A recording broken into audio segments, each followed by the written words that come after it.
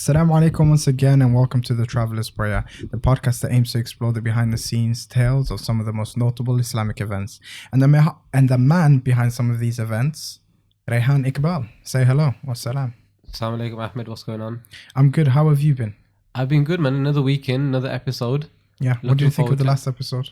I thought the last episode was good, man. One of the things, we were just talking about it off stage. Yeah. Was I really enjoyed listening back to some of the stories that I mentioned from that particular tour, right? So when I'm telling you them, although it's cool and I'm listening to what I'm saying when I'm talking to you, but just listening back to myself without me having to talk, right, on audios, and just reminds me of the stories and just makes me smile and crack up.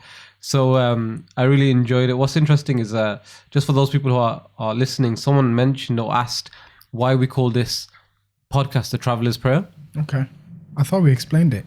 I thought we did, right? But somebody said, can you just re-explain it again? Or maybe they missed that particular episode. So when you're on tour and you go into different universities and different Islamic spaces, because we're traveling around the country, Islamically we're told that if someone prays while they're traveling, their prayer is accepted.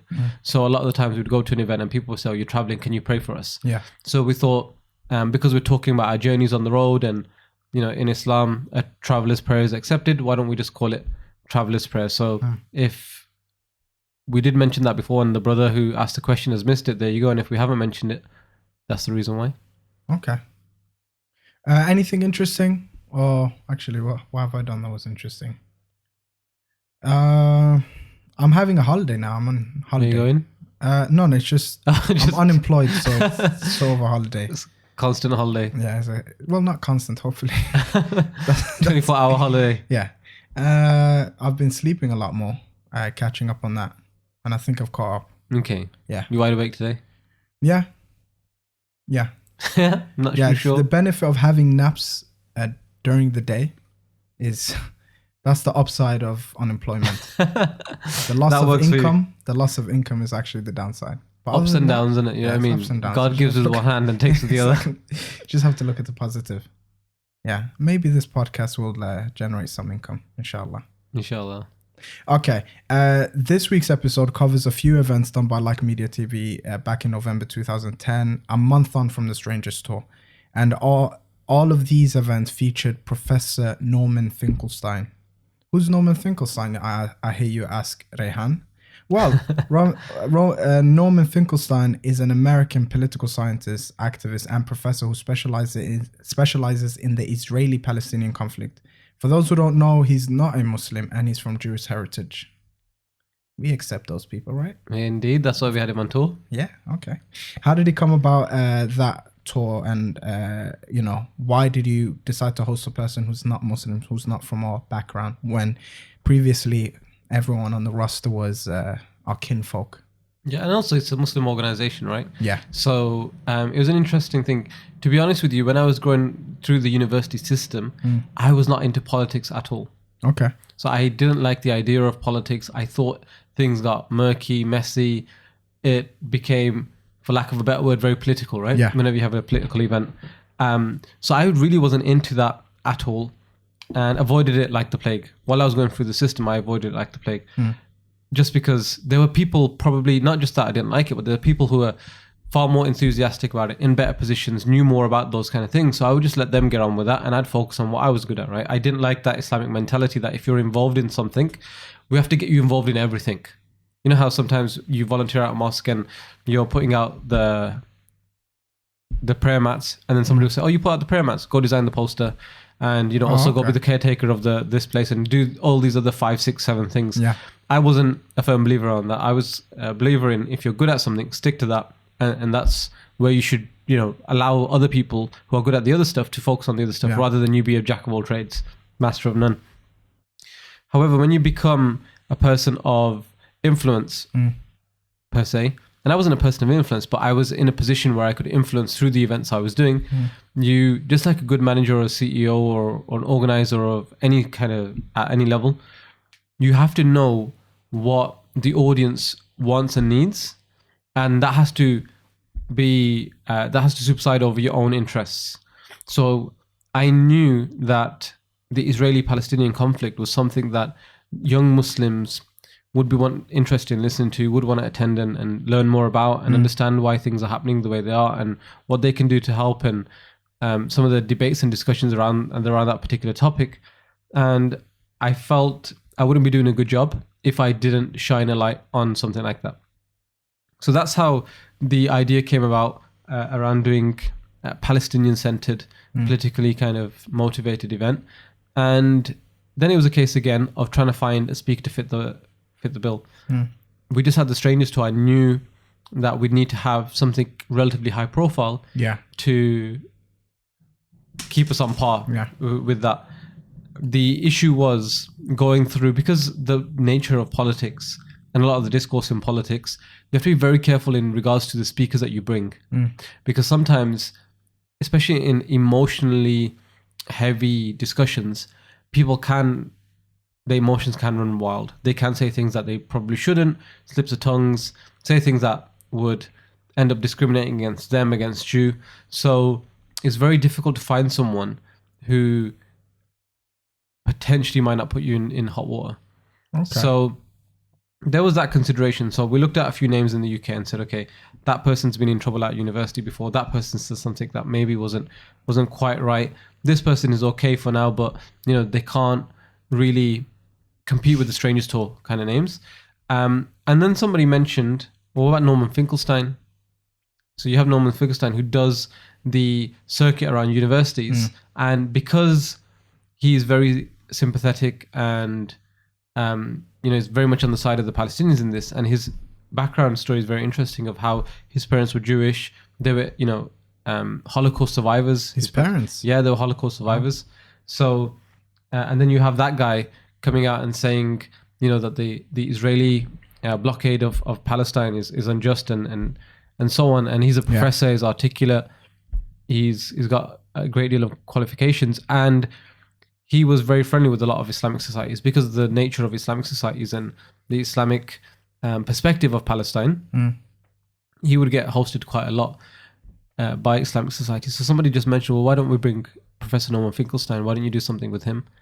And I thought about it, and I thought, well, at the end of the day, one of the objectives of Like Media, and the reason why it's called Like Media and not, I think we've mentioned this before, not like Al-Islamic organization, is I didn't want anyone to feel as if we're just targeting a very specific segment of, the youth. So we're only targeting practicing Muslims, and that's our only objective. The idea behind keeping a neutral name is if there's something of interest to someone who either is exploring Islam or is, aligned with some of the discussions and thought processes of Muslims, they would feel comfortable coming up and thinking, well, actually, it's not going to be an event where someone's going to just lecture us and try to get us to convert, right? If you're not Muslim. So I thought, well, if that's what we're trying to do, and we have a speaker here who is favorable to some of the things that we think young Muslims and young activists in general would support, why not bring him? There's no way in our makeup, there's no way where it says it's only Muslim speakers, because if someone is speaking on a topic that is beneficial to Muslims, for one, we'll invite that person. If it's going to benefit, because that's the whole Islamic ethos, right? You put on stuff to benefit people. Does it necessarily have to be a person who's not Muslim? Well, if their intention isn't to gain rewards and deeds from God, then that's them. But my intention is to get rewards and deeds from God by bringing this person who can explain things and bring people out. And the other thing is as well, not everyone's gonna attend an event that's overly religious. Some people who are Muslim and not practicing, or not so much practicing, will come to an event because actually it's not your typical event. This isn't, no one's gonna preach to me. They're just going to tell me about a thing that I feel passionately about as well. So we're opening up that audience to say, okay, you know what, we've got something here for you too. So that was a thought process behind inviting him. Do you sometimes actively think to yourself, how can I make this event radically different from the previous? Like, do you actively set out to not make it too homogenized? So if you had one event that, focused on sins and things of that nature, would you then set out to make the next event more, I don't know, ambiguous or perhaps directed to, do you try to hit a different audience every Not every single one, because once you've done, I think we're like 50 tours deep, right, as an organization. If you try to do something different every single time, after a while you're going to struggle, because there's only areas that you can talk about that haven't been discussed. But what I definitely try to do is try to differentiate between each one, because everything's recorded. What would be the purpose of watching a video for one particular tour when the previous tours talked about the exact same thing? All the only difference is the different speakers speaking it from their own point of view, and they want to put their own spin on the topic. But by and large, the topic is exactly the same as before. What am I going to be learning that's radically different? There's probably not a lot. So is there any reason for me to go online and watch the videos? Probably not. So I definitely try to mix things up, because I'm hoping that if someone watches one video on the website, they'll watch a subsequent one because the topic is different.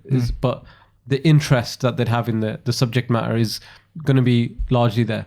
So yeah, I do try to mix it up, but I don't consciously or subconsciously go out my way and say every single thing that we're ever going to do, we have to make sure we've never repeated it before, because there's only so many areas that we can explore. Yeah.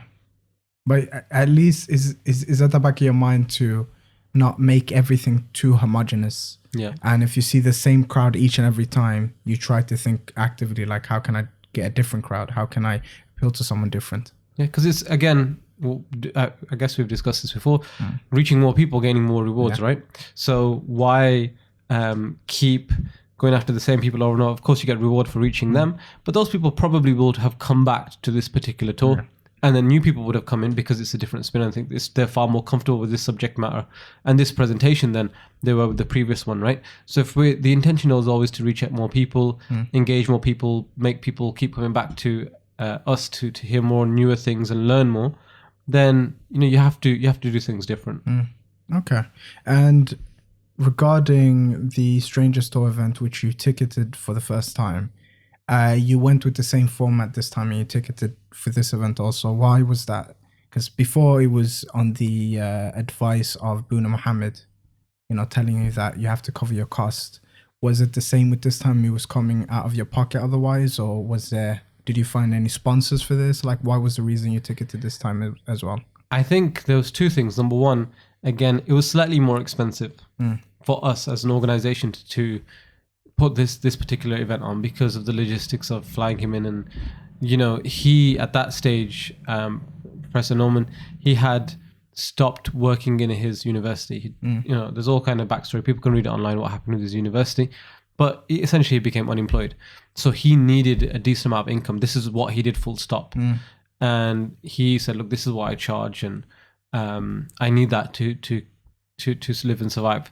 So I was like, okay, if that's the case, then you have your flights and the accommodation and the food and the transport and all the other things that come in with organizing, miscellaneous costs from organizing a tour.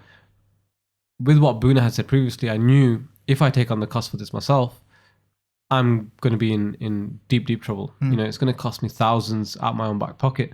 And, over the course of 3 days, that is a substantial amount of money to lose. So again, it's all about growing and expanding. And the intention was, well, number one, let's cover the costs. Number two, if there is money left over, we'll just spend it on subsequent events where the cost is less, and we can, as an organization now, rather than it coming out of Rayhan's back pocket, it'll come out of the organization's back pocket because there's a little bit of money left over. Yeah. So we don't have to necessarily ticket everything. And also we knew a vast majority of times when he came to the UK, events were ticketed. So why move away from that format when people are happy to pay for a certain amount of money and burden the organization? If that's worked previously, why change it just for the sake of changing it and adding additional pressure onto ourselves? So that was the thought process behind it. Okay. So you wanted to make it more self-sustaining. Is that the goal even till this day? So what we try to do is events where we think or know people will pay tickets for, we'll ticket them. And then events where we think it might be a bit of a stretch to get people to pay, we'll use the money that was saved over from the last ticketed event and we'll spend it on this event. Okay. So what we do is we try to balance the books from that perspective. So let's say an event has made the organization, once all the expenses have gone out, like £1,000, we'll say, okay, the next tour has to cost us £1,000, and we'll just use that money saved over. So there's no, at the end of it, there's no, large profit left over. There's no, it's all kind of goes around. And also you need finance to create websites, to create promotional material, to record videos, to take care of the audio, to hire cars. If you don't have that money left over, then how are you gonna kind of go and do that, right? You keep footing the bill yourself and waiting for the next event. It's a lot of pressure. So, and especially because I'm so keen on a lot of the marketing stuff, I know the value that adds. So you need financing for that. Okay. Then moving on to the first event, which was called "What Will Bring Peace to the Middle East," and it was held at University of Birmingham, back home here, with Professor Finkelstein and Hamza Sources. Was he an addition, or was he always on the roster for that particular event? So he was just on the one event. Okay. So Norman Finkelstein, Hamza, right? Hamza Sources. That's what I said, right? Yeah. He was the draw, Norman Finkelstein, but at different events you sort of brought different people on board. Well, no. So what happened was we invited Professor Norman, and I had this idea of having a roundtable discussion. Okay. So the first thing when I was putting the whole tour together and talking about the Palestine Israeli discussion was have a roundtable discussion with a couple of speakers, which was cool. It was going to be a discussion-based thing. So Norman Finkelstein was going to be the one, and then I was trying to align someone next to him just for the Birmingham event. And I knew the next two would just be Norman Finkelstein just talking about a subject. So first event was always going to be a roundtable discussion. The next two was just going to be a standard, typical lecture format. And I reached out to a lot of people because I when I spoke to Professor Norman, I said that what we want each speaker to do is come to the event with a different perspective, different point of view on what will bring peace to the Middle East. Now, you're an academic. You are a person of no faith. So his parents were from Jewish heritage, but he said, he no longer believed in faith, or at least the structured faith that we all kind of see and know. So I said, you can come at it from that perspective, but we're an Islamic organization. What we would also like to do is talk about it from an Islamic perspective, present someone who can say, okay, look, that's one way of dealing with things, but here's maybe another way, and let's have a discussion around what works, what doesn't work. So I reached out to a lot of Muslim scholars, said, can you come and talk on this particular subject? In theory, most of them were fine with it. They were like, yep, cool, happy to do it. Who's the other panelist? Oh, Professor Norman Finkelstein. Well, I don't want to go on the stage with him because he's an actual authority in this space. He has all the facts, figures, all the details. He understands it. He's an expert. We can speak on it from a theological perspective, but we aren't able to compete with him in terms of knowledge in space, that the information that he has available on this. But is that what you wanted from them? You just wanted their theological perspective, right? I did, but they also weren't comfortable. They were like, look, it's almost like having a teacher and a student share the stage. From their perspective, they were looking at it like that's the difference in the knowledge gap between us. So it's wrong to do that. It's wrong to say, okay, well, you really, really have spent years and years and years studying this subject matter, and you've read books and written books and studied in classrooms and taught in classrooms about this subject matter, and we're just, using our knowledge of the world to talk about it. So a lot of religious scholars were like, no, we can't speak on that level with him. It wouldn't feel right. It wouldn't do justice to what you're trying to do, and it would actually be disrespectful to him to give us the platform to be on the same stage and level and almost talk about it from that perspective. Did you relay this message back to Norman Finkelstein? No, because I was trying to. The idea was always that we were going to have a roundtable discussion. And I like these Muslim guys. They respect knowledge and academia. That was your insert for da'wah, bro.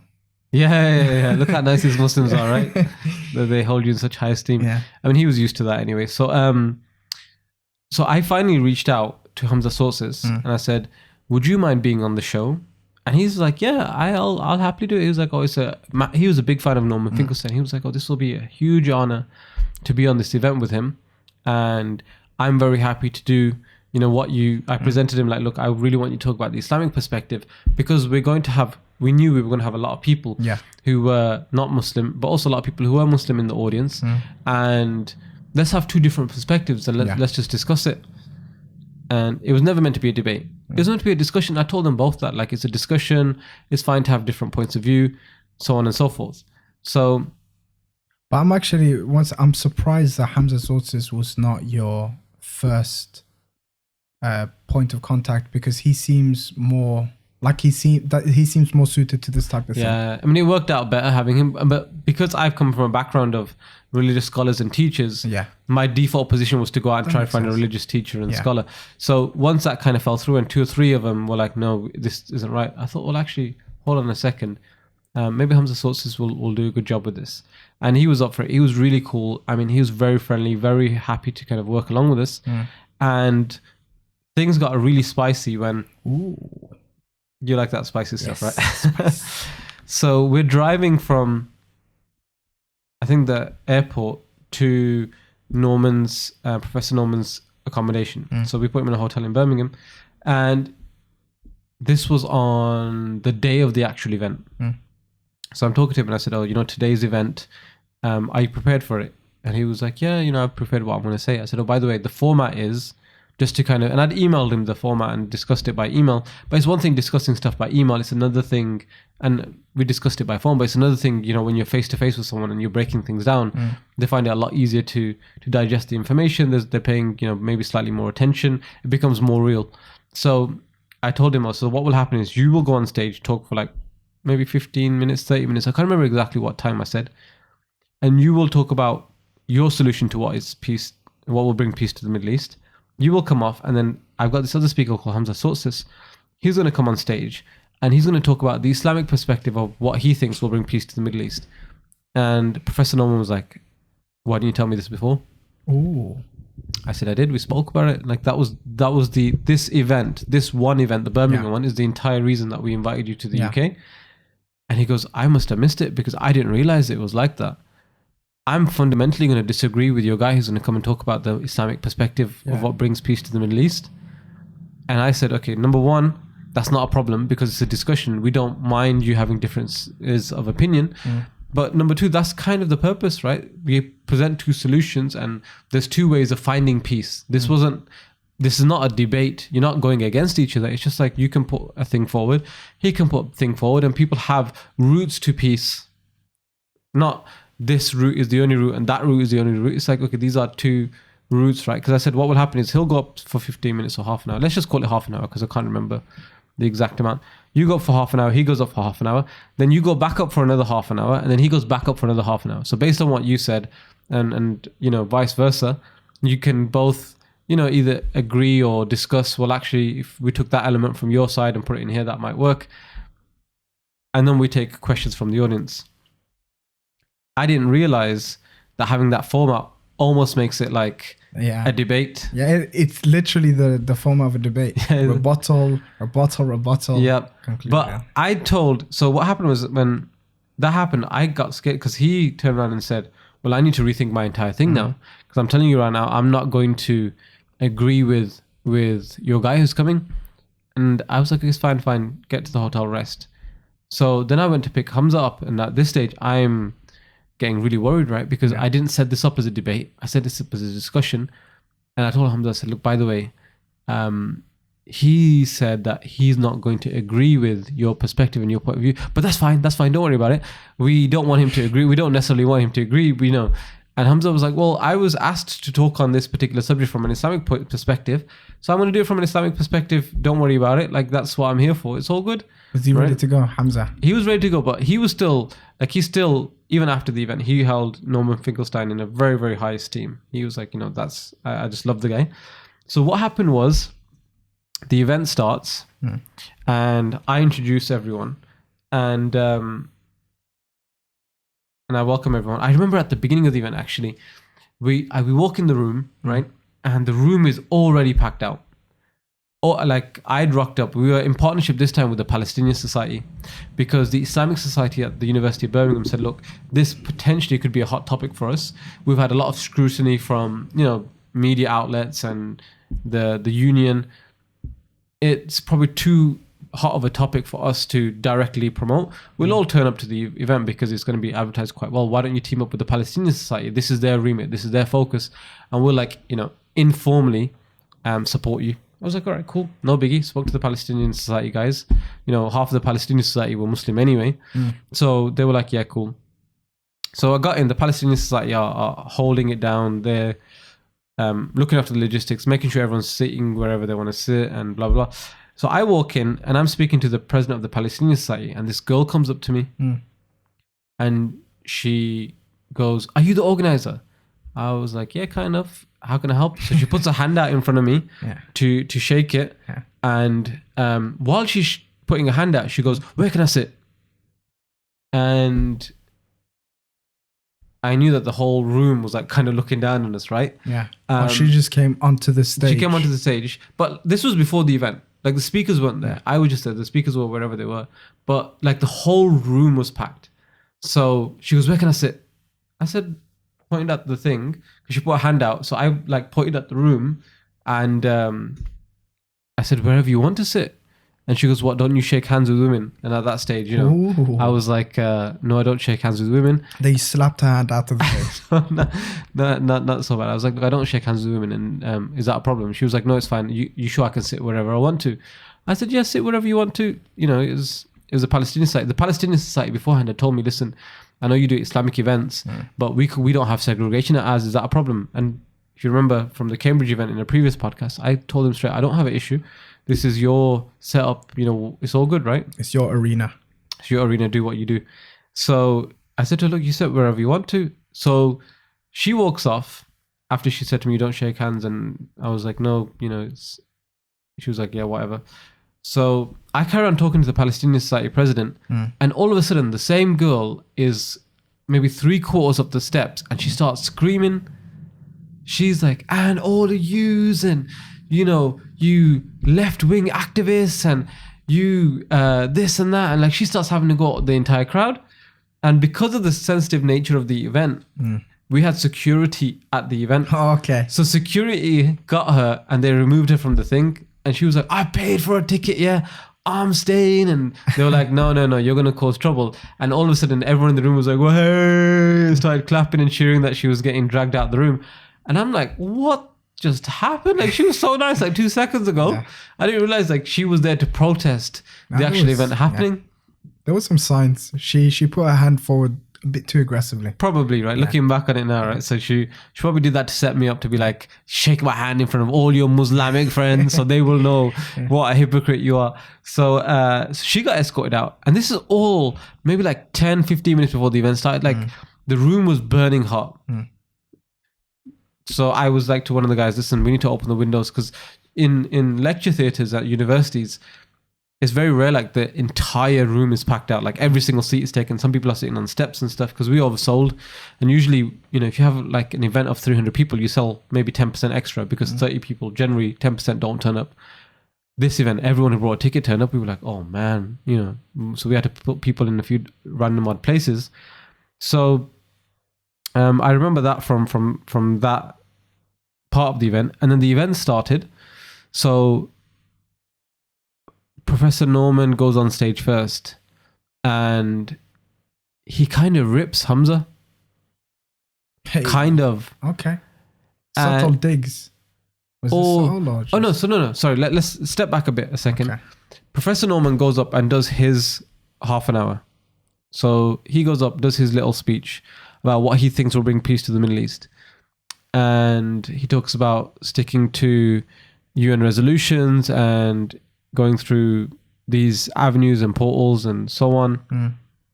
Hamza goes on and Hamza goes, first of all, I would like to start with the Islamic greetings of peace, Assalamu alaikum, and then talks about how when Palestine was under Islamic rule, everyone got on and things were rosy and there wasn't this conflict, and maybe we should explore that. So that's how they both frame their discussions. Then Professor Norman goes on stage. So we had like a table on the side where we all sat on the table. So every single time we would sit down on the table, you'd get up, you'd walk to the podium in the middle and do your little speech. So next, Professor Norman goes on stage and rips Hamza. Not Hamza per se, but his perspective and his point of view. He goes, I totally fundamentally disagree with all of that stuff. Don't agree with it. And he goes like very Norman Finkelstein on that particular subject. So Hamza's there like, oh, bro, I really don't want this to turn into a debate. He was telling you that? He was telling me, like, Okay. he's whispering, like, I don't want this to turn into a debate. I really like the guy. And he's whispering that to me. He's like, I don't want to hurt him.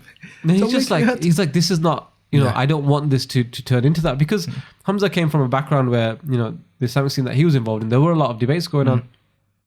And me and him both were under the understanding that this was just a discussion. We were presenting two different approaches to things and saying, look, both can work, but let's put both on the table so people can listen to both of them. So I'm like, I'm trying to be this guy in the middle, knowing that Professor Norman's not happy with this thing, knowing that he's kind of just had a dig at Hamza and Hamza's point of view and perspective. And I'm like, listen to Hamza. Like, I know it's not a debate. You know, it's just a discussion. It's fine. Just go and doing your thing. So then Hamza has to, when he goes on stage, he kind of has to defend himself. And he says something like, it's intellectual arrogance to stand here and talk about doing the same things that have been happening for the past 50 odd years that hasn't resulted in peace, to say that that's the only thing that can build peace. I'm presenting an alternative solution that if we don't try it, how would we know if it's going to work or not? So at that stage, the room split in half. Okay. Half the people were on Professor Norman's side and half the people in the room were on Hamza's side. Because of course, you know, the room is split half and half between people who are Muslim and people who are not Muslim. So the room literally split in half, and I'm sat there going, oh my days, this has turned into a debate. Also, and then people clap for their respective leader, and exactly is what happened. So when Professor Norman finished, and he did his, after the first two rounds, when Professor Norman finished, a guy from the crowd shouted out, I'm completely impartial. I 100% agree with this, with Professor Norman's perspective. He just shouted out when I was walking up to the podium. Yeah. And I was like in this whole mindset of, this is not a debate. Like, this is meant to be a discussion. Yeah. So I didn't even react to the guy. He just shouted out. Everyone in the room heard. And I was like, okay, so coming back up next to do the next part is Hamza. So when Hamza finishes, then it got raucous. Everyone starts, and you can watch the video. The room was on fire because it was hot already. All of a sudden it split down the middle. I'm on my table going, what has just happened here, right? This is not how the event was meant to go. And then we opened it up to the floor. And that must have been... And then what happened was, so people would come and ask questions. Yeah. So the first question was for Professor Norman. And people then started asking questions based on what they'd heard, but based on the side that they took. Yeah. So if someone was on Hamza's side, they'd talk to Professor Norman about, well, why would you say that when this option there? With Hamza, people were like, well, why are you going down an Islamic route when conflict is much more than that? And that kind of thing started to happen. And Hamza then and Professor Norman, he was really gracious from his perspective as well. He said, look, I know a lot of people here are going to try to ask me questions because I'm the guy from abroad, but this is an equal bill thing. It's a roundtable discussion. So I want people here to ask Hamza questions as well. I don't want this to be like that I just take the podium every single time and you guys keep asking me questions. It was like, look, we've got equal time. Yeah. And then Hamza had to leave a little bit early at the event. You don't see that in the video because what we do is we cut out the bit. So I think they both answered like a couple of questions each, and Hamza was like, look, I need to catch my train to get back. And then Professor Norman, he took like another 3-4 questions from the audience, but we don't show those because, you know, it then looks like we just gave him the platform for forever. Yeah. So when Hamza was going, I went to the stage and said, okay, guys, look, Hamza has to leave now. This event was not meant to be a debate, even though it kind of has turned out to be a debate. It was meant to be a discussion. But while I was talking, everyone was like clapping and, you know, saying, you know, thank you for coming. And him and Professor Norman like shake hands. So I go to Professor Norman, okay, you just take a few more questions from the stage. I'm just going to see Hamza outside. Loads of people went outside. And like everyone was taking pictures of Hamza and getting him to, you know, talking to him. And they were like, you really hit it on the head. You were the right voice of reason. You know, your solution is the one that works. And I'm like, guys, this was not a solutions thing. This was...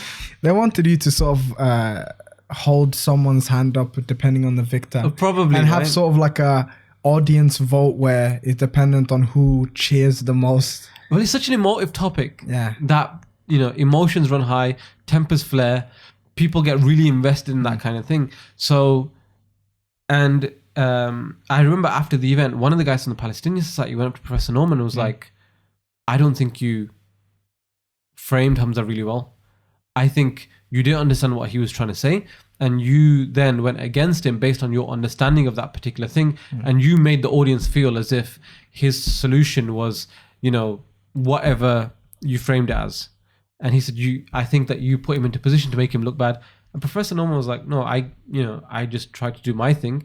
And if you understood how he was describing things and how I was framing it, why do you think that the rest of the room couldn't understand it? Like, you're not the only person who could understand it, right? So that event again was one of the events where I was like, man, this is like media. This is what this is what you're gonna get, man. Like, it was fire. It's one of the. I remember the first guy too hot for TV. The adrenaline was like going through me, man, when the first question came up, because I wasn't expecting it to go like that, and literally it was like Professor Norman's finished, way, Hamza's finished, way, right, and it became like that thing, that almost like a competitive perspective of which side of the fence are you on. But you just wanted to have a cohesive, productive discussion, but it just ended up being people. It just escalated, it escalated quickly. So I remember after the event, because Professor Norman, the thing is, Muslims like him because he's very blunt, straightforward, and honest in regards to some of the things that people who are in favor of Israel's occupation, he's very blunt and honest with them in terms of how he feels that they're wrong. Now, he's not Muslim.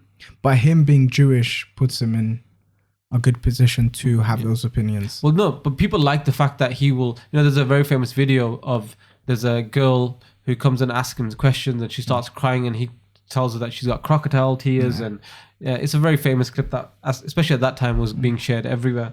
So what happened was, people like that there's someone who just stands there and is just raw and just says it like it is. Now, he's not Muslim, so he's not going to take the stage and give a Muslim perspective and be ultra nice to Muslims, because his nature is to be raw and straight to the point and blunt as possibly he could be. So that's all he was doing. He was being himself, and he was like, look, if I don't feel right about something, that's the thing that a lot of Muslims loved about him. So then when it became, well, I don't agree with the Islamic or the point of view presented by the Muslim guy, he wasn't going to mince his words and be nice because, these are Muslims, so I need to be nice to him. He's like, my MO is being straightforward and blunt and honest. So afterwards, I felt as if I had a duty of care to phone up Hamza and explain the situation and say, look, it wasn't meant to be a debate. It kind of escalated into a debate. He is just, there's no beef. He didn't want to set you up, because Professor Norman afterwards was like, I don't understand why people thought like I was annoyed with him. I was just disagreeing with him. That was my job, to like present my point of view. It'd be a bit weak if I just present mine and as soon as the other guy presents his, I'm like, oh yeah, I like that, right? That's just his nature. So I spoke to Hamza and I was like, that's the thing that people like about him so much. And it just happened that he didn't agree with your perspective. Hamza was really cool understanding about it. He still was like, I spoke about it. He was a little bit like, I wished it didn't go down like that. But at the same time, mad love. I really respect him. I love all of his work. I love everything he's doing. Just please don't put the video on YouTube. Right? That's what he said. He said, don't put the video on YouTube because it kind of does look like they opposed each other, which Hamza didn't want that. He did not want that to happen. He was like, I'm not in opposition to him. I love his work. I love everything that he's doing. But I did end up putting the video on YouTube just because it's such a engaging. Well, the thing is that everyone in the room understood. And there was a lot of people who respected Hamza's opinion and what he was presenting and what he was bringing to the table. Lots of people agree. The room was 50-50. So there's 50% of people who, if I put it on the internet, are going to also value his input and understand the perspective that he's coming from. So to turn around and say, well, I think, another 40-50% are not going to get my point of view. Well, if we don't have it on the table, you're not going to be able to reach the 50% who would agree. And it's such a good event, man. If anyone's listened to this, go back to our YouTube channel, find what will bring peace to the Middle East. You can't replicate what was in the room through the video. However, you can see it a little bit. And you can kind of get a feel of what the event was about. And tell us who you would die for out of the two. No commitment. Yeah. Okay. After that heated exchange, you went to Oxford to start off the tour, and the first event of that tour was called This Time You Went Too Far, which was a more traditional lecture type of event. Instead of moving on from having the discussion type of thing, just focus on Norman Finkelstein from now on. But how was that event in Oxford? Because you went back to London now for the second time now. No, Oxford is not in London, bro. It's near London. Oxford is in Oxford, ironically enough. I'm confused. So, I'm new to the UK. don't worry. So Oxford is halfway between Birmingham and London. Halfway. Okay. Yeah, so it's roughly halfway down. And Oxford Circus. Okay. Oxford Circus is a different confused. place, man. It's a different place. Yeah. Yeah. How was that event in Oxford? Not Oxford. Yes, Yeah. in the University of Oxford, Yeah. inside of Oxford City. Okay. That event was originally the first event was always a standalone discussion event. The next 2 days were a tour called This Time We Went Too Far. Yeah. And like you said, I just wanted him to go and almost lecture, right? So when we were putting this thing together, Professor Norman, he has some friends in the UK. And he said, I want to invite a couple of my friends to speak at the event. He wanted Loki to speak at the event. You know Loki, the MC? Loki, the rapper, is Norman Finkelstein's Yeah, they're friend. really good friends. Of course, that makes sense. Yeah. So what happened was, because Loki sings quite a lot about human rights and Palestinians' rights, Professor Norman had invited him to Australia with him. So he went to tour in Australia and he invited Loki over. So he wanted Loki to be on the event. Shadia Manzoor, who is she's a singer, and she's also an activist. She's actually from Palestinian background. And there was another young man, I can't remember his name, but he was an activist, but he was a wheelchair-bound activist. For the life of me, I can't remember his name right now. But Professor Norman said, look, in Oxford, because he's very close friends with Shadia's family, he said, they're going to come to Oxford and they're going to pick me up. And they want me to go to their house in London to spend the night and eat and, meet the family. So he said, if they're going to be at the event to pick me up, can they come and be part of the event? And of course, the way that we set up, we're doing it in conjunction with the local hosts, right? So and in Oxford, it was the Islamic Society itself. It wasn't the Palestinian Society. We were teaming up with the Islamic Society. So I knew if we were going to have singers with music and all that kind of thing, that potentially might be an issue. No, Yeah. So I went to them and said, look, do you guys mind if Shadia and this other, person comes and speaks at the event and talks about the Palestinian situation and conflict from their perspective? They were like, yeah, no, we haven't got an issue with music. Just it's cool. It's Oxford. It's different. We don't have that problem. But I still felt uncomfortable because at the time I thought music was impermissible. So I really felt uncomfortable with Shadia and Loki going on stage and singing music. What happened was, while Professor Norman was speaking to them, Loki said, look, I can't make it anyway. He said, those dates, they're not good for me. Professor Norman was a bit like, man, I took this guy to Australia, and in a jokey way. He's like, man, I made this guy in Australia, now he's not coming back for my thing. But he was like, all right, fair enough. If he's busy, he's busy. But he was cool about that. And Shadia was like, I don't perform without music. So if I come to the thing, I just want to talk about the Palestinian conflict and how it affected her family. Because, like I said, her family's Palestinian. They were kicked out. Yeah. Or they had to leave one way or another. So I remember it became a 3-person event in Oxford. So Professor Norman did his speech first. That's the video. If you go to the Like Media page and type in, on YouTube page, sorry, if you type in This Time We Went Too Far, the recording there is from the Oxford event. But it's minus Shadia's and the other young man's, I can't remember his name. It's minus their bits because, the advertised part was Professor Norman and the other two were an added extra if you turn up to the event. I remember half of the crowd were white. Oxford. So, it's Oxford, right? And the other half of the crowd were, just people from the Islamic Society. So it was a lot less boisterous than it was in Birmingham the night before. Okay. Because it's Oxford, everything's prim and proper, everything's done nicely. So yeah, I remember that. I remember the event went quite well. My wife at the time went down with me from Birmingham to Oxford to watch that Your show. wife at the time. Hey. She's still my wife. Yeah. I mean, like, at the time of the tour, she went down with me, right? Because she didn't come to the Birmingham event, even though we live in Birmingham. We went to the Oxford one. And yeah, I mean, there was nothing else. I remember he made his own way there because he was somewhere else in the morning. And straight after the event, Shadia, her family, took him to their house. Very nice. It's the setup was very much what you would think a traditional university lecture goes like. It was very similar to that. So PowerPoint slides. not PowerPoint slides, but a person at this front speaking in a very intellectual, informed, teacher-like manner. Yeah. And the audience there was, receiving it as if they were a university crowd, even though the thing was, what was interesting in Oxford, a lot of the people in the audience were much older. So a lot of them were, 30s, 40s, especially the ones who were, white and English. They were a lot older than the crowd that we had the night before. Okay. Mature. That's the word. Yeah. You had an academic like him who was quite popular on the road. How was it? Did you pick his brain a lot of the times when he was on the trip together up to Oxford?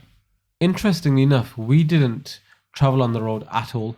Oh, okay. So the first day, the Wednesday, picked him up from the airport, Birmingham airport, and brought him to Birmingham, near the hotel that he was at.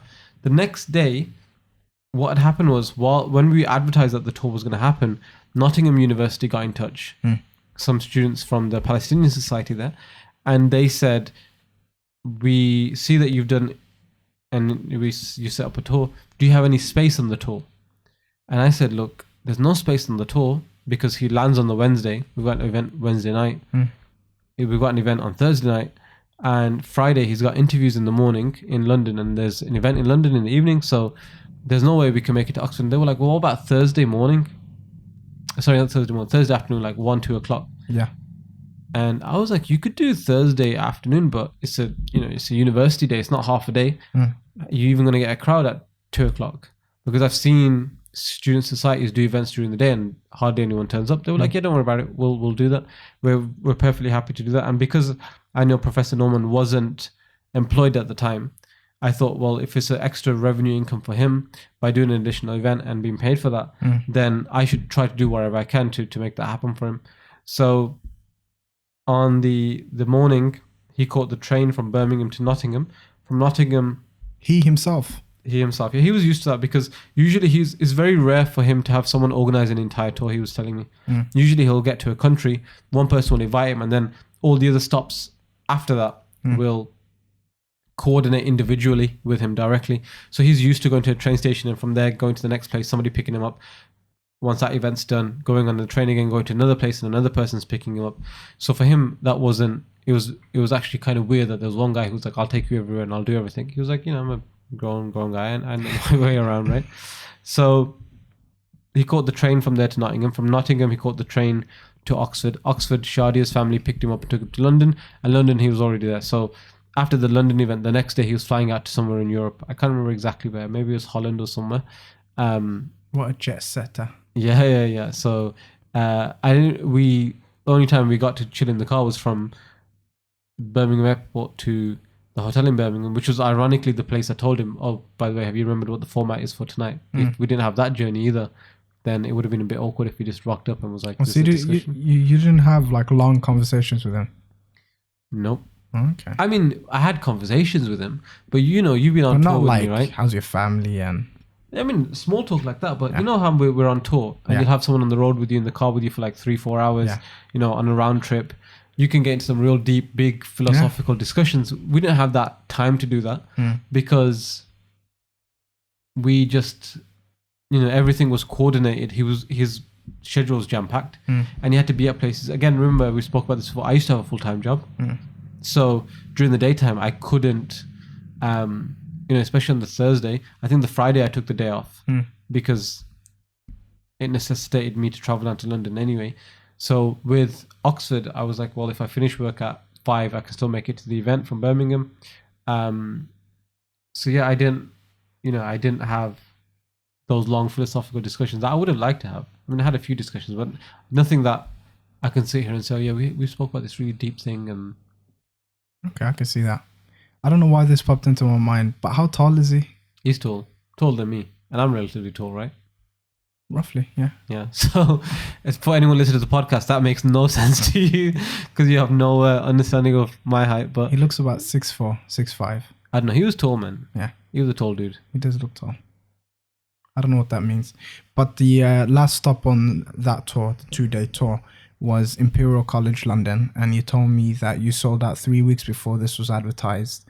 And the interesting part that you told me about how you advertised was that it was advertised for 6 p.m., but there was some issues and there was a follow-up event on the same venue at the same date at 7:30. So what did you do? So only having that amount of time. The intention was, so is at Imperial College. The intention was we would do one event at 6 p.m. That was always the intention. We advertised the event, got the word out. We sold out within 24 hours. Gang. And that was 3 weeks prior to the event. So we went back to the university and we said, because we had to use the university's ticketing system, that was one of the rules that they gave us, because they wanted to ensure that the vast majority of people who are turning up to the event are Imperial College students. Okay, yeah. So they said we could have 33% from outside of the uni, but 66% had to be from internal of the university. Is that like a policy? I think, yeah, it was one of their policies. So because of that, yeah, we sold out within 24 hours of the first event, and we got 3 weeks left. People were coming up saying, I want to buy tickets, and emailing and saying, I'm going online, and it says no tickets available. So we went back to the university and said, can you give us a bigger room? Nope, no bigger rooms on campus. You already got the biggest room. Nothing else we can do. And we had to quickly think of, okay, we've got 3 weeks till. There's people who actually actively want to come to this event and asking us for tickets. Well, what do we do? So I spoke to the Islamic Society guys who were doing the event with. I said, what if we wrap up the first event by, let's say, 7 o'clock? Yep, 7:15 maybe. Yeah. And in that 15 minutes, we turn around the people. So we get the people who are already in the room, get them out of the room, and then it gives us maybe 5-10 minutes to get a new batch of people in, and we advertise the event to go again from 7:30 to like 9 o'clock. So for us, sometimes you have events and they're 3-4 hours long anyway. We would just almost anticipate or view it as a 3-hour event from 6 to 9. All we need to do at half time was get these lot out and get the new lot in. So that's essentially what we did. I think we sold again. So the room capacity was like 350 people. The second time, because the event was sold much later, because it was a 7:30 start, and because a lot of people have already bought tickets for the first one, I think we sold like another 150 tickets. But that was a mad manic situation in between, because you have to get 350 people out of a room. It's a fire hazard. Well, exactly right. Don't tell the university that, right? They probably didn't realize what we were doing. And the other thing was, so when I told this to Professor Norman before we got to the venue, I said, we are doing this. You start at 6. You have to finish by about 7:15 so we can get these people out of the room. He said, look, if that's the case, scrap the Q&A session. Don't have a Q&A session, because that definitely will add on more time. We won't have time for that. Scrap it for the first event. I'm like, are you sure? He's like, yeah, we ain't going to be able to do it otherwise. I was like, okay, cool. So at the beginning of the event, when I'm introducing everything and I'm welcoming everyone, I say, by the way, today we won't have any Q&A because we have another event straight after. All you heard was boo from the audience. And people shouting like, why can't we have questions? Why not just have a couple of questions? We've come all this way. We're not allowed to ask anything.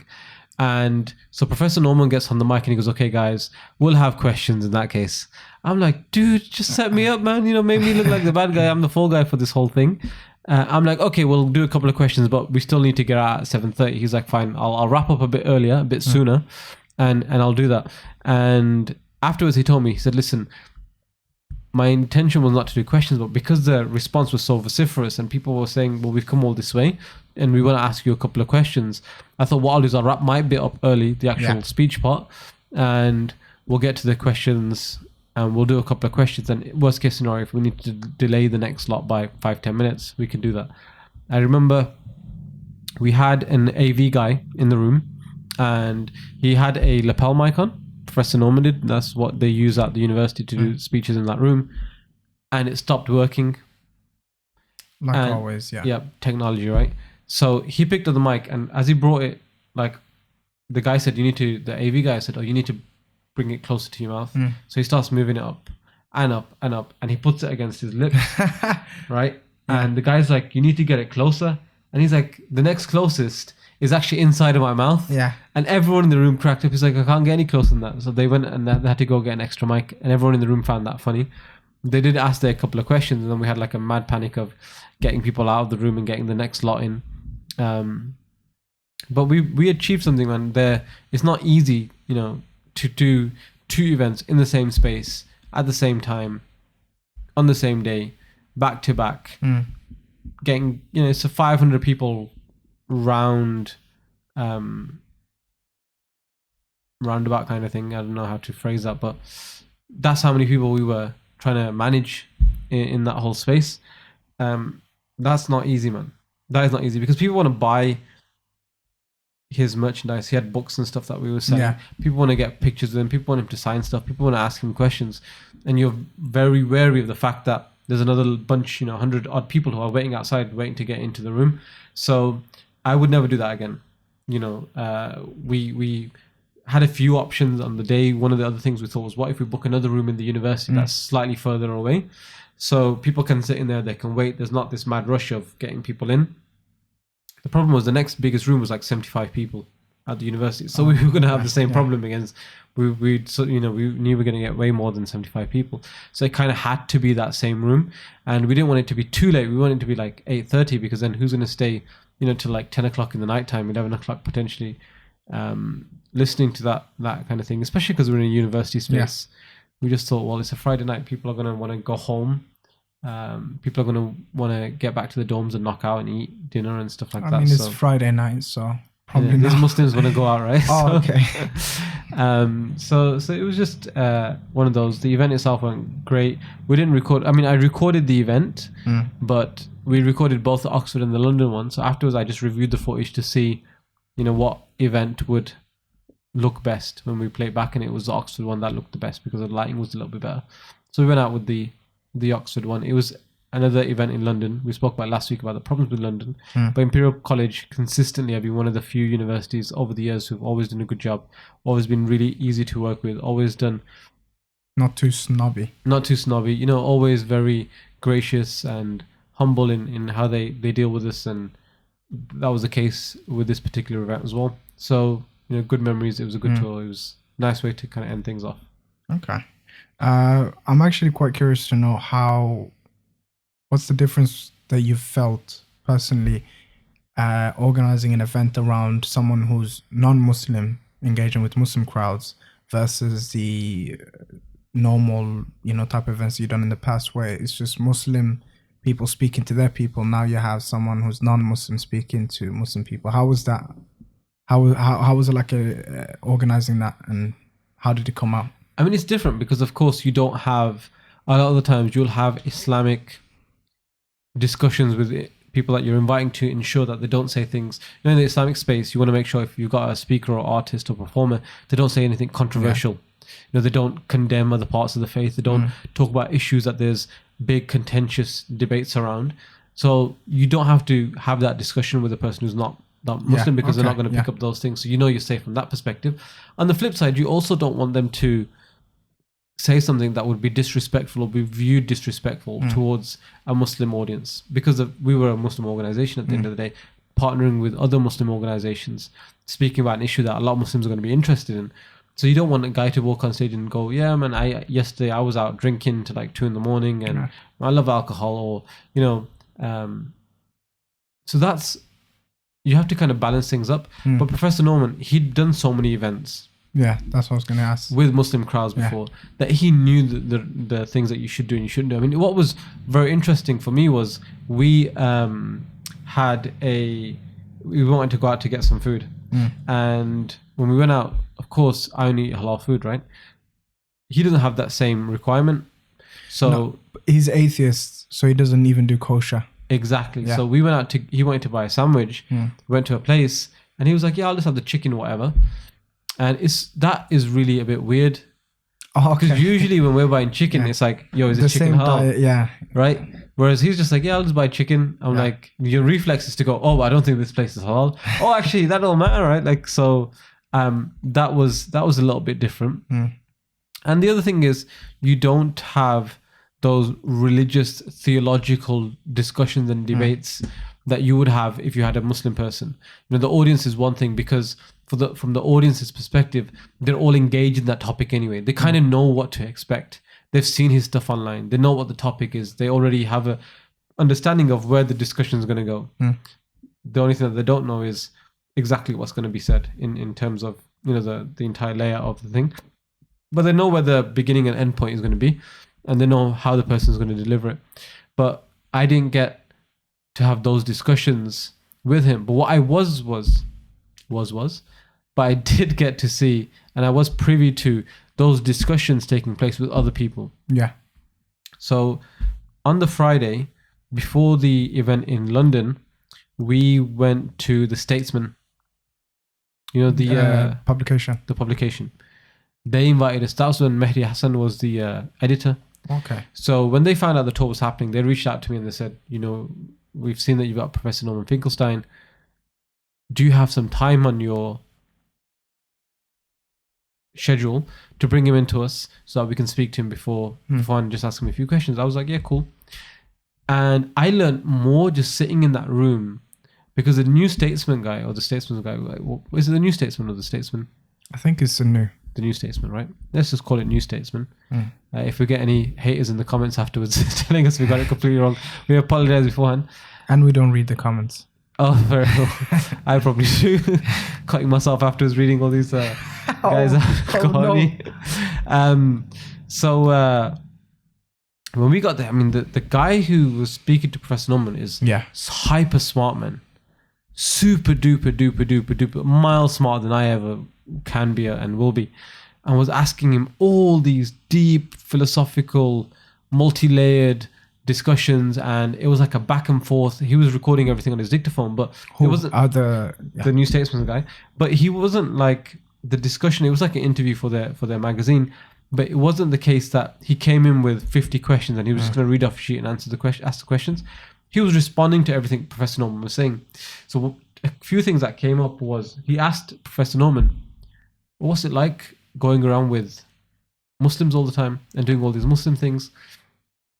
And he goes, you know, because of the position that I take, a lot of the times and he points at me, he goes, I'm invited by Muslims to these events. And he goes, a lot of the times when I go to these events, pretty much everyone gives me a Quran.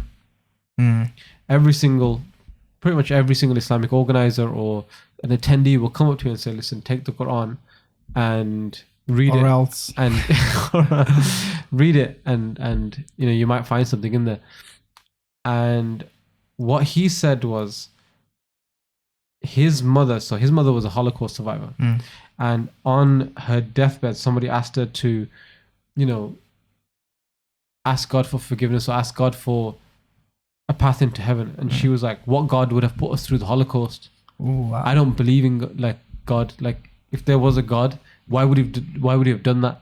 And he said, due to the loyalty that I feel to my mother, I feel it's almost as if I was to believe in a God, that I would be cheating her somehow.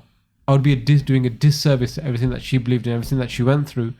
By me believing in a God, I feel as if I'm doing wrong by her.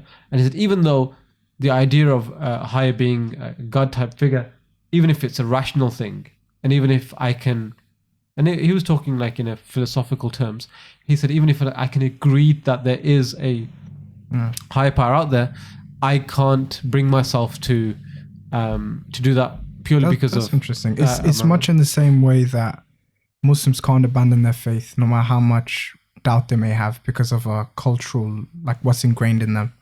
It's something that's so close to their hearts that, you know, no matter how much doubts come to their mind, it's like, if I don't have it, I'm lost.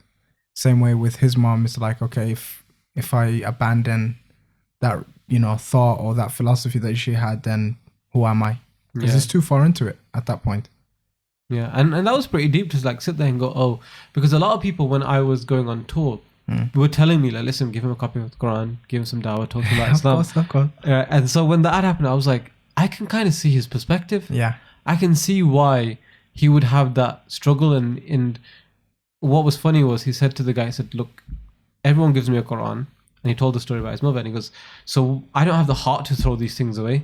So he goes, in my house, I have a stack of Qurans. Yeah. So he looks at me and he goes, look, if you ever have like a conference in the future and you need Qurans, like, come to me. Because he goes, I feel I don't have the heart to throw them away because I feel that's wrong to kind of do. Because even though I don't believe in it, I respect that it's someone's holy book. And I was like, that's a pretty cool thing. Noble. Pretty noble, cool thing to do. And, you know, he talked about a lot of stuff that people say about it. I mean, people have called him a Holocaust denier over the years. People who are critics of his.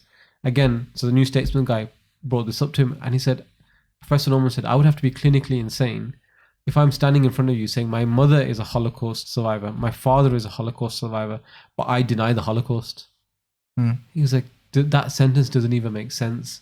Like, why would I, on the one side, be stood up on stages and saying my mother is a Holocaust survivor, and I still side with the Palestinian because I see the discrimination and the oppression that's been taking place. But in the next sentence, somebody has attributed me saying I deny that the Holocaust ever took place. He was like, I would have to be clinically insane if I said those two oxymoronic, statements back to back. So he looked at the guy and he was like, do I look insane to you? And the guy was like, no, you look perfectly fine, rational. He was like, so what makes more sense? I said that the Holocaust didn't exist, or people have just attributed that statement to me. And the guy was like, okay, I get you. You know what I mean? And that's kind of what happens. What's interesting, and even it happens in the Islamic scene as well. Yeah. And of course, it's happened to him in his space. You put your head above the parapet, people are going to shoot you down, and they're going to want you to shoot you down. And on every minimal thing, no matter how rational or irrational it can be. People make stuff up just to bring you down. And a lot of people will believe it because if something is said so many times, of course, people are like, well, if I've heard it 100 times, then it must be true. Rather than, well, maybe you heard it from the 100 wrong people who all relate it from another person, who relate it from another person, from a guy who just made up for spurious and detrimental reasons, just wanted to just go after a guy. So I really I liked him from that point of view, and I really gained a lot of insight in regards to how to do dawah with someone. Sometimes you just have to be a nice person, not the here's a Quran, read it, not the I just treated him with respect, took care of him, took him around, was generally nice to him, and I was like, this will be my dawah to him. I don't need to give him something to show him what Islam could be and should be. I'll just be me, and hopefully that'll leave a positive impression on him. Well, he'll be like, maybe. But I also knew at the same time, because of what he said about his mother, I thought it's going to be a bit of a stretch. I mean, regardless, I like guiding. But what's it called? Because he's an American political scientist, like a professor of all that type of stuff. It'd be interesting to have him back and talk about the whole Trump era and how that's going. That'd be interesting. He must have some interesting opinions about that. Yeah, I mean, he's does a lot of stuff still in the States. Yeah, and that is, I think he was a big Bernie Sanders guy. So he's been spoken or talked to by media outlets around that kind of stuff. It's funny, him being a professor, when he left, because he was selling books on all of the tours, and the book was called This Time We Went Too Far. That's why the tour was called This Time We Went Too Far. So it's kind of like a book leaning into his book. So I told him, look, save me a copy at the end of the tour and write something in there for me, right? So we're in his hotel, and it's while we were driving from Imperial College to the hotel, he goes, I sold these books. Nobody reads books anymore. Like, people were buying them. Like, every event we were selling like 20, 30 copies of this book. It's like 25 quid or whatever it was. I can't remember exactly what. Maybe 15 quid. I can't remember. But we were selling them like crazy. Like, people just come in buying it. Can you write something? Buy. Probably sold more than 20 a show. So I said to him, look, keep one outside. And he just quipped while we were driving it, nobody reads books. And then when I said, look, can you sign it for me? He goes, I'm going to write this here, right? And I bet you're never going to get further than this first page of this book. Because he was like, you ain't going to read a book because nobody reads a book. And I swear down, I've gone past that first page. So, I always show people the first page of like, look, he wrote me like a message saying, thank you for all your hard work and organizing such a well done tour. And we hugged, and I said, look, your flight tomorrow is to Holland. Enjoy it. Give me a shout if you need anything, if you get stuck. And he kind of went on his way. So he was a good guy. Do you still communicate with him? Yeah, I spoke to him a couple of times because we were discussing him coming back and doing more of a European thing. He has a lot of following out in Europe. He has still a decent following in the UK, but we just every once in a while. Okay, that's cool. Yeah, that's all for this week. Next week we'll be covering the New Year's resolution, a 2-day or 3-day 3-event tour. No, a 2-day 3-event tour. I don't know how to read. With the legend of the Da'wah scene, Sheikh Abdullah Hakim Quick. Yeah. See you then. Yeah, should be good. Okay. Assalamu alaikum. Like Sam. Keep the faith.